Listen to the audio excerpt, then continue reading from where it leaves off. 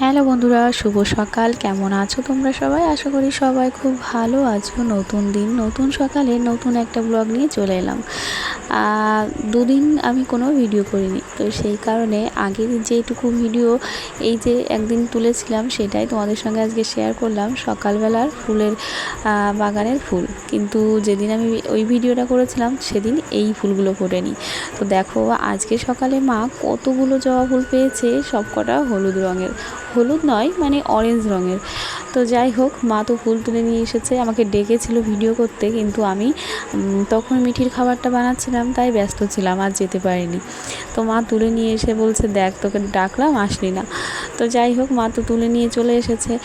আর ওদিকে মিঠি তো ব্রাশ করে নিল, আর আমি যথারীতি রান্নাঘরেও চলে গেছি। এদিকে দেখো মা সমস্ত জিনিসপত্র এখন গোছাতে বসেছে। মিঠির খেলনা টেলনা সমস্ত কিছু মুছে, অ্যাকচুয়ালি আমাদের সিঁড়ির যে জায়গাটা ছিল ওখান থেকে তো সমস্ত কিছু উপরে নিয়ে যাওয়া হয়েছে, উপরের ঘরটায়। তো এই নিচেটা এখন একটু ফাঁকা করতে হবে, কারণ ওখানে সমস্ত ইঁদুরের বাসা তৈরি হচ্ছে। আর এই কাজটা ভীষণই নিরিবিলি, সেই কারণে মাই করছে। তো যথারীতি আমাদের সমস্ত কিছু কাজকর্ম হয়ে গেছে, চাটা খাওয়া হয়ে গেছে, এখন আমিও চলে এসেছি রান্নাঘরে। ওদিকে সবাই ওদের কাজ করছে, আর আমার কাজ এখানে হচ্ছে। তো দেখাই কি করছি। এদিকে দেখো ডালটা বসিয়ে দিয়েছি, আর এটা হচ্ছে আমাদের গাছের থেকে তোলা আম দিয়ে টক ডাল। আর এখানে পটল আলু কেটে রেখেছি, এটা নিরামিষ তরকারির ঝোল হবে। আর এদিকে আলু ভাজার জন্য আলু কাটা চলছে। আর এই যে মিক্সির মধ্যে মশলাগুলো দিয়ে রেখেছি, এটা দিয়ে নিরামিষ তরকারি হবে আজকে। মানে রাত্রেবেলা থেকেই মনে হচ্ছে কি মানে এত পরিমাণে গলাটা ব্যথা হয়েছে, মানে কি বলবো। সকালবেলা উঠে মনে হচ্ছে কখন একটু চা করে খাই, কাজ বাজ সারছি, মানে মনে হচ্ছে ঠান্ডা লাগবে, তো সেই কেমন একটা অস্বস্তি হচ্ছে। তো যাই হোক, আজকে তো সোমবার, সমস্ত কাজ বাজ গুছিয়ে স্নান করলাম। আর অনামিকা ঘরটার মুছে ঝাড় দিয়ে ও স্নান করে পুজো দিল। একটু রচা করে খেলাম আদা দিয়ে। তাও মনে হচ্ছে গলার কাছটা এত পরিমাণে ব্যথা, কি বলবো।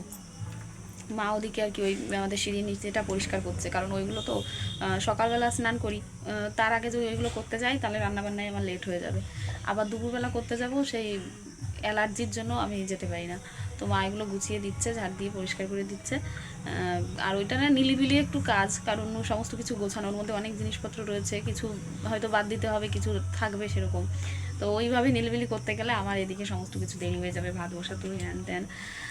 আর আমার তো সমস্ত কাজই দৌড়ে দৌড়ে, কারণ আমার পিছু টানটা রয়ে গেছে আমার মিঠি। তো ও তো এখন স্কুলে গেছে।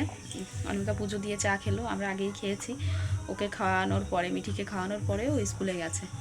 তো এই হচ্ছে ব্যাপার। ডাল প্রায় হয়ে গেছে, টক ডাল, আজকে মুসুরির ডাল অল্প ছিল, তো সেটা দিয়েই করলাম, কারণ দেবাশিস টক ডালটাই খেতে চাই। আর আমাদের এই যে আলু পটলের ঝোল হচ্ছে নিরামিষ। মিক্সিতে সমস্ত কিছু দিয়ে দিয়েছি, অনিকাকে ডেকে বলবো ওটা আমাকে একটু ঘুরিয়ে দিতে, কারণ আলু কাটতে হবে, আলু ভাজবো। সোমবারে রান্না করতে গেলে আমার মাথার মধ্যে ভীষণ একটা টেনশন থাকে যে আমি কী রান্না করবো। নিরামিষের দিন কেউ কিছু খেতেই চায় না, অন্যদিন তো পেঁয়াজ রসুন করে দিই, তাও এক ব্যাপার হয়। আজকে তো কিছু দিতে পারবো না, আজকে আমার মাথার মধ্যে ঘোরে যে কী করব আর কি করব না। তো চলো এগুলো গুছিয়ে নিই। আর এখানে যা রোদের তাপ, ওই সামনেটা পুরো দেখো, এখানটায় এত রোদ পড়ে, আমি এখানে বসতে গেলে মানে আমার মুখে পুরো তাপটা লাগে আর ভীষণ, আর এদিকে থেকে উনুনের তাপ। তো সব মিলিয়ে এই ব্যাপার। তো চলো এখন আর দেরি করবো না, মিঠি স্কুলে ঠামি ওইগুলো গোছাক, আমি ঝটপট রান্নাটা সেরে নিই। অনিমিকাকে বললি ওটা মশলা করে দিলেই হয়ে যাবে। ভাতটা প্রায় যে দেখো উঠে গেছে। চলো সারাদিনটা সঙ্গে থেকো। এদিকে রান্নাবান্না কিন্তু প্রায় কমপ্লিট। এখানে দেখো আলু পটলে নিরামিষ ঝোলটা রয়েছে, আর এটা আমি রান্নাঘর থেকেই দেখিয়ে দিচ্ছি, এখনও কিন্তু ওই ঘরে নিয়ে যাওয়া হয়নি।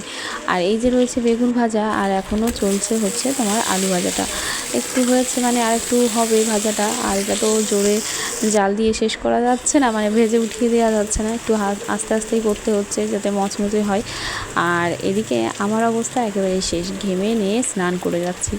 আর একটা জিনিস সেটা হচ্ছে দেখো, অনিকা আম ছিল বেশ কয়েকটা আমাদের, তো নষ্ট হয়ে যাচ্ছিলো, তো আমগুলো ছুলে আর কি গুলে দিয়েছে, আর সেইটাই এখন মা আর কি কড়াইতে আর কি দিয়ে জাল দিচ্ছে, যাতে আম শক্ত দেওয়া যেতে পারে। হঠাৎ করে এই যে এখন ভিডিওটা দেখে তোমরা হয়তো একটু অবাক হবে, এটা হচ্ছে আমার বাপের বাড়ি। হ্যাঁ, রান্নাবান্না সেরে খাওয়া দাওয়া সেরে মিঠিকে ঘুমও পাড়িয়েছি। আর তারপরে আমি পেছনের দরজায় আর কি আমাদের বাড়িতে সবে বিড়ি বাঁধতে বসেছি। 4-5 প্যাকেট মনে হয় বেঁধেছি। এর মধ্যে মা হঠাৎ করে ফোন করলো, মানে ভাই ফোন করলো যে জলদি একটু এই বাড়িতে আসতে। সেই কারণটা হচ্ছে আমার মামার বাড়ি থেকে আর কি আমার একটা মামা দল আছে, তো হরি ঠাকুরের দল, তো সেই দল এসেছে আমাদের এই পাড়ায় একটা মৎস্য বাড়িতে, যেখানে অনেক জায়গা থেকে দল আসে। তো তারা দুপুরবেলাটা আমাদের বাড়িতে খাওয়া দাওয়া করবে। তো সেই কারণে তো মা চটজলদি আর কি সমস্ত কিছু আয়োজন করেছে, আর আমিও সেই কারণেই চটজলদি চলে এলাম। তো এদিকে কিন্তু ভীষণ তাড়াতাড়ি এই গরমের মধ্যে রান্নাবান্না শেষ করতে হয়েছে, কারণ ওনারা খাওয়া দাওয়া করে আবার মৎস্য বাড়িতে যাবে। তো যাই হোক, আজকে হচ্ছে ওই ডাল, টক ডাল আর হচ্ছে নিরামিষ তরকারি হয়েছে, এই দুটো রান্না আর ভাত। কারণ এই গরমের মধ্যে এত তাড়াহুড়ো করে এত মানুষের, মানে প্রায় 20-25 জন মতন ছিল, তো সবার জন্য রান্না করাটা ভীষণই মানে তাড়াহুড়োর ব্যাপার হয়ে গেছে। তো এটাও বেশ একটা ভাগ্যের ব্যাপার যে কাউকে জানো তো মানে জোর করেও খাওয়ানো যায় না বাড়িতে, কিন্তু এইভাবে এসে নিজেরা যেচে বাড়িতে পাত পেরে মানে অন্ন সেবা করা, সেটা কিন্তু বেশ ভাগ্যের ব্যাপার। তো যথারীতি দেখো আমাদের এই ঘরটাতেই কাপড় পেতে দেওয়া হয়েছে আর পাখা চালিয়ে দেওয়া হয়েছে, আর এখন সমস্ত আর কি গোসাইরা আর কি খাওয়া দাওয়াও সেরে নিচ্ছে।